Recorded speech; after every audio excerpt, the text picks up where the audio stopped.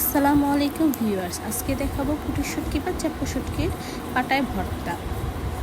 এই শুটকিগুলো ভালো মতো আমি ধুয়ে নিব, কারণ বাজারে খুব ময়লা থাকে, এর জন্য ভালো মতো ধুয়ে নিব।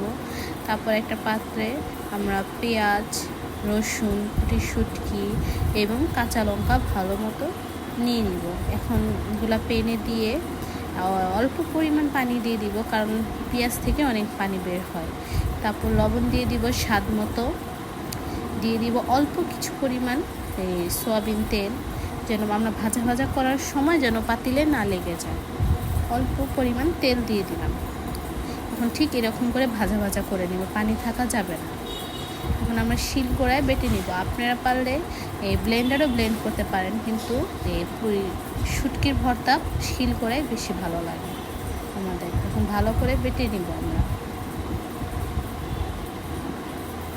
বেটে নেওয়ার পর ঠিক এরকম একটা আসবে, দেখেন কত লোভনীয় লাগতেছে।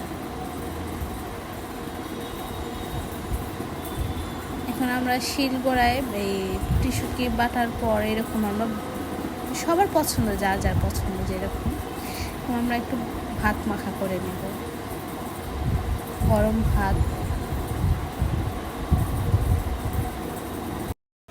আমরা এরকম করে ভাতগুলো মেখে নেব। যার যার যেটা পছন্দ, অবশ্যই আপনারা এই শিলনোড়ায় সবুজ পুঁটি বা চাপা শুটকি বাটা করে অবশ্যই জানাবেন।